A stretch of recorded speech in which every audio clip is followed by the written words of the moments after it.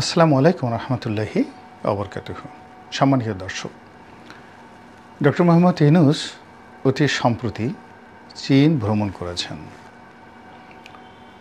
আমি যখন এই ভিডিও করছি তখন পর্যন্ত তিনি বাংলাদেশে ফিরে আসেননি।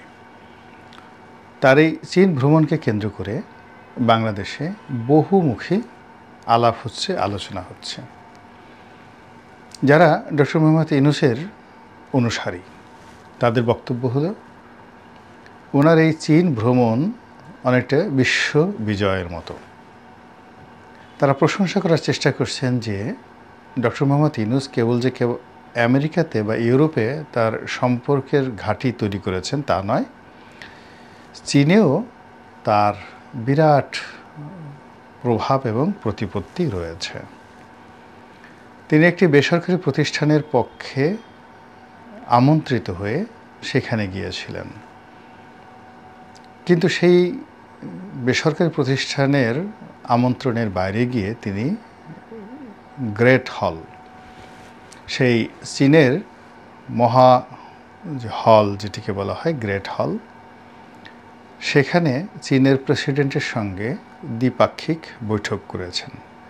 এটি কোনো সাইডলাইন বৈঠক নয় বা ওয়ান টু ওয়ান বৈঠক নয়, এটি রাষ্ট্রীয় পর্যায়ে, অর্থাৎ চীনা প্রধানমন্ত্রী এবং প্রেসিডেন্ট, প্রধানমন্ত্রী নয়, চীনা প্রেসিডেন্ট, সর্বোচ্চ ক্ষমতাধর ব্যক্তি, হেড অফ দ্য স্টেট, তিনি তার গুরুত্বপূর্ণ কর্মকর্তা, আর অপরদিকে ডক্টর মোহাম্মদ ইউনূস এবং তার সফরসঙ্গী, তারা মুখোমুখি বসে বৈঠক করেছেন। একটি চুক্তি হয়েছে এবং বেশ কয়েকটি সমঝোতা স্মারক স্বাক্ষর হয়েছে। এটা হলো সাদামাটা খবর। আর ডক্টর মোহাম্মদ ইউনূসের যারা পক্ষের লোক, বিশেষ করে তার প্রেস উইংয়ের যারা লোক, তাদের বক্তব্য হলো যে ওখানে একটা প্রদেশ রয়েছে এবং ওখানকার যে প্রদেশগুলো, সেই প্রদেশগুলো খুবই শক্তিশালী, অনেকটা ইন্ডিপেন্ডেন্ট।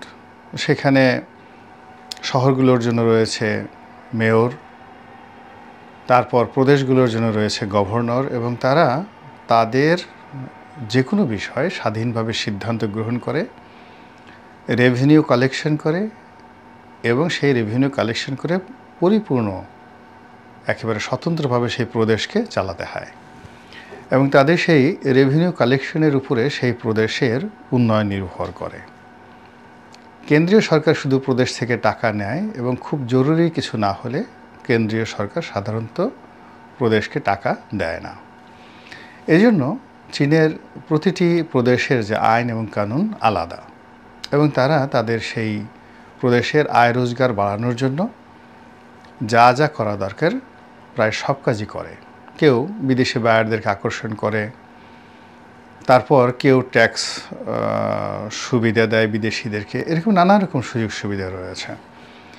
তেমনি একটা প্রদেশের যে স্টেট কাউন্সিল, অর্থাৎ ওই প্রদেশের যে গভর্নর, তাকে পরামর্শ দেওয়ার জন্য অনেক আগের থেকে, অর্থাৎ বাংলাদেশে ডক্টর ইউনূস যে প্রধান উপদেষ্টা হয়েছেন তার অনেক আগের থেকে তিনি এরকম একটা প্রদেশ, এটা হুনান বা অন্য যে কোনো একটা প্রদেশ, আমি এই মুহূর্তে নামটা একজ্যাক্টলি বলতে পারছি না, ওনার প্রেস উইং থেকে নামটা বলা হয়েছে ইউনান বা হুনান, এরকম একটা প্রদেশের যে স্টেট কাউন্সিল আছে, সেই স্টেট কাউন্সিলকে পরামর্শ দেওয়ার জন্য উপদেষ্টা রূপে অনেক আগের থেকে ডক্টর মোহাম্মদ ইউনূসকে তারা নিয়োগ করেছে। কল্পনা করা যায় কি বিশাল বিষয়, যেখানে আমরা বাংলাদেশের লোকজন ডক্টর মোহাম্মদ ইউনূসকে পাত্তাই দিতে চাচ্ছি না, সেখানে চীনের একটা বৃহত্তম প্রদেশ তারা কিভাবে রাষ্ট্র চালাবে, কিভাবে তাদের অর্থনৈতিক ভিত্তি তারা গড়ে তুলবে, কিভাবে আরও অনেক কিছু করবে, এই বিষয়গুলো তদারক করার জন্য তারা ডক্টর মোহাম্মদ ইউনূসের পরামর্শ গ্রহণ করেছেন এবং পরামর্শক নিয়োগ করেছেন অনেক অনেক আগে। ডক্টর ইউনূস এই কথা হয়তো অনেককে বলেননি, এমনি উনি প্রচার বিমুখ, নিজের ব্যাপারে বেশি একটা প্রচার করতে চান না। আমরা যারা ওনার পক্ষের লোক তারাই বিভিন্ন সময় তাকে নিয়ে বিভিন্ন প্রচার চালাই, প্রোপাগান্ডা চালাই, কিন্তু তিনি সাধারণত লাজুক স্বভাবের মানুষ, নিজের সম্পর্কে কোনো কিছু বলতেই চান না। তো তো সেই কারণে চীনের সঙ্গে তার যে এরকম ঐতিহাসিক সম্পর্ক, সেই সম্পর্কটা আমরা জানতাম না। এই গেল এক। 2 নম্বর হলো যে চীনের যে প্রদেশটি, সেই প্রদেশটিতে তার যে গ্রামীণ ব্যাংকের কার্যক্রম, যেটা আমেরিকাতে আছে, ইউরোপে আছে, ঠিক একই কার্যক্রম তার রয়েছে চায়নাতে, এবং আরও নাকি বৃহত্তর পরিসরে। এবং চীনের যারা লোকজন রয়েছে সেখানে সামাজিক সাম্যতা বলা হলেও সেখানে ধনী এবং দরিদ্রের যে পার্থক্য, এটা ক্রমশ বেড়ে যাচ্ছে। তো এই সকল কারণে তার যে 3-0 থিওরি, 3-0 থিওরি, এটি চীনে খুবই জনপ্রিয়। যেখানে কোনো দারিদ্রতা থাকবে না, যেখানে কোনো বেকারত্ব থাকবে না, এবং যেখানে কোনো দূষিত বায়ু থাকবে না, একেবারে 0 কার্বন, বাতাসে কোনো কার্বন থাকবে না। তো এইরকম যে তথ্য নিয়ে প্রচার করছেন 3-0 থিওরি, সারা দুনিয়া এটা নিয়ে তোলপাড়। তো বাংলাদেশে এখন ডক্টর মোহাম্মদ ইউনূসের সুযোগ এসেছে 3-0 থিওরি বাংলাদেশে প্র্যাকটিক্যালি করে দেখানোর জন্য। কিন্তু এটাকে অনেক আগেই চীন গ্রহণ করেছে, আমেরিকা গ্রহণ করেছে, অনেক দেশ গ্রহণ করেছে। এইভাবেই লোকজন প্রচার চালাচ্ছে। তো এই সকল প্রচার এবং প্রোপাগান্ডার বাইরে তিনি যে সম্মেলনটিতে গিয়েছিলেন, সেখানে গিয়ে বাংলাদেশের বিষয় নিয়ে বলেছেন যে বাংলাদেশের সংস্কার খুবই জরুরি, এবং তিনি চাচ্ছেন যে এই দীর্ঘমেয়াদে যদি সংস্কার হয় তাহলে বাংলাদেশের যে মৌলিক কাঠামো, এটি আমূল পরিবর্তন হয়ে যাবে। এখন সেই কাঠামো কি? গণতন্ত্র হতে পারে। উনি যা করতে চাচ্ছেন সব কিছুরই আমূল পরিবর্তন, সরেয়া মরশিকর মূল আমূল পরিবর্তন হয়ে যাবে। এরপর তিনি তার 3-0 থিওরি সম্পর্কেও তিনি সেখানে বলেছেন, এটাকেও তিনি মার্কেটিং করেছেন। এরপর যখন তিনি চীনা প্রেসিডেন্টের সঙ্গে বৈঠক করেছেন, সেই বৈঠকে কী কী আলাপ আলোচনা হয়েছে ইন ডিটেলস না এলেও আমরা যেটা জানতে পেরেছি সেটা হলো ডক্টর মোহাম্মদ ইউনূসের কাছে চীনের প্রেসিডেন্ট বাংলাদেশের আম এবং বাংলাদেশের কাঁঠাল ভীষণ রকম প্রশংসা করেছেন। এমন আম, এমন কাঁঠাল, এমন স্বাদ হয় না। এর কারণ হলো আপনারা যারা শেখ হাসিনাকে কাঁঠাল রানী হিসেবে গালাগাল দেন, বা তিনি যেভাবে টনকে টন আম পাকিস্তানে পাঠাতেন, ভারতকে পাঠাতেন, মমতা ব্যানার্জিকে পাঠাতেন, হয়তো চীনের প্রেসিডেন্টকেও তিনি পাঠিয়েছেন। তো সেই কারণে বাংলাদেশের কাঁঠালের স্বাদ এবং আমের স্বাদ চীনা প্রেসিডেন্টের মুখে লেগে আছে, এবং সেই কথা তিনি অকপটে বলেছেন। এবং তিনি বাংলাদেশ থেকে আম এবং কাঁঠাল এ দুটো চীন দেশে রপ্তানি করার জন্য তিনি একেবারে যত বাধা আছে সব বাধা দূর করে দেবেন বা শুল্কমুক্ত সুবিধা দেবেন। এখন আমাদের দেশের এই কাঁঠাল যারা উৎপন্ন করেন, যারা রপ্তানি করেন, যারা আম উৎপন্ন করেন, রপ্তানি করেন, তাদের মধ্যে নিঃসন্দেহে খুশির বন্যা বয়ে গেছেন। আর বাংলাদেশে যারা চীন ভ্রমণ করেন, যারা চীন দেশে গিয়ে সে দেশের লিচু খেয়েছেন, সে দেশের আম খেয়েছেন, এমনকি সে দেশের কাঁঠাল খেয়েছেন, তারা খুব ভালো করে জানেন যে ওই দেশের আম কাঁঠালের স্বাদ কেমন, কি প্রকৃতির এবং কেমন হয় আর কি। যা হোক, তাহলে এখানে ফার্স্ট স্টেজে যদি প্রাইভেট সেক্টরে ওনার যে ভ্রমণটি, সেই ভ্রমণটির কথা আমরা বিশ্লেষণ করি, তাহলে এখানে প্রথমেই 3-0 থিওরির বক্তব্য চলে আসে। 2 নম্বর হলো যে তিনি চীনা সরকারের যে উপদেষ্টা হিসেবে, অর্থাৎ ওই প্রাদেশিক সরকারের যে উপদেষ্টা হিসেবে দায়িত্ব কর্তব্য পালন করেছেন, এবং সেই কর্তব্য হিসেবে তিনি যে এত বড় একটা সফলতা লাভ করেছেন জীবনে, বাংলাদেশের প্রধান উপদেষ্টা হয়েছেন, এটির একটা প্রীতিময় সম্মিলন সেখানে হয়েছে। আর এই ধরনের প্রাইভেট যারা অর্গানাইজার রয়েছেন, তারা তাদের অনুষ্ঠানে বক্তা হিসেবে বা প্রধান বক্তা হিসেবে কোনো দেশের সিটিং প্রাইম মিনিস্টারকে বা প্রেসিডেন্টকে, এমনকি ভুটানের প্রেসিডেন্টকেও ইতিপূর্বে তারা নিতে পারেননি। ভুটানে তো প্রেসিডেন্ট নেই, ভুটানের প্রধানমন্ত্রী আছে আর ওখানে রাজা আছেন। তো এরকম, বা নেপালের প্রধানমন্ত্রীকেও তারা নিতে পারেননি।